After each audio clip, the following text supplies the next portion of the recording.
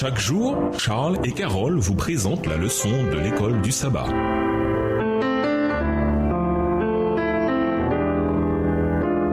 Bienvenue dans votre émission. Dieu nous parle. Nous voilà à la leçon de lundi. Miséricorde et jugement de Dieu. La croix et le jugement révèlent tous deux que Dieu est juste et miséricordieux. La loi transgressée exige la mort du pécheur. La justice déclare: le salaire du péché, c'est la mort. La miséricorde répond: le don de Dieu, c'est la vie éternelle en Jésus-Christ notre Seigneur. Romains 6, verset 23. Si l'on pouvait changer ou abolir la loi de Dieu, il aurait été totalement inutile que Jésus meure. La mort de Christ établit la nature éternelle de la loi et la loi est la base du jugement. Lisons Apocalypse 20, verset 12. De quelle manière sommes-nous jugés? Quel lien y a-t-il entre nos bonnes œuvres et notre salut? Apocalypse 20, verset 12. Et je vis les morts, les grands et les petits qui se tenaient devant le trône. Des livres furent ouverts, et un autre livre fut ouvert, celui qui est le livre de vie. Et les morts furent jugés selon leurs œuvres, d'après ce qui était écrit dans ces livres. Nos œuvres révèlent nos choix et notre loyauté envers Dieu. D'après Éphésiens 2, les versets 8 et 9, en effet, c'est par la grâce que vous êtes sauvés, pas par les œuvres, afin que personne ne puisse se vanter. Verset 21. Mais quand Christ nous sauve, il nous change, car nous sommes son ouvrage. Nous avons été créés en Jésus-Christ pour des œuvres bonnes. Éphésiens 2, verset 10. Nos bonnes œuvres, impulsées par le Saint-Esprit, ne nous sauvent pas, mais elles attestent bien que notre foi est authentique. Le jugement final de Dieu élimine tout faux semblant, toute hypocrisie, tout mensonge,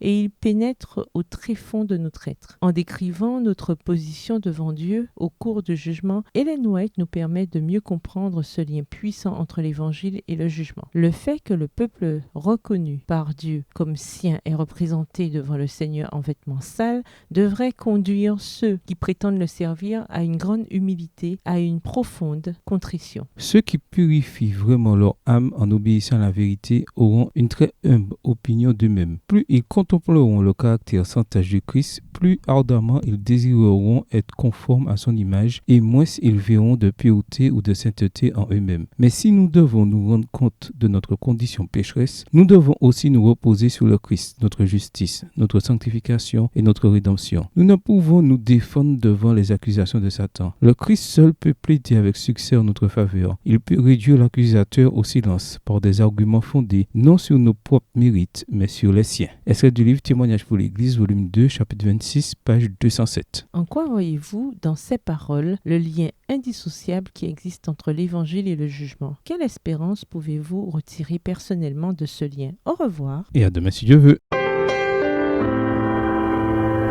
Dieu nous parle.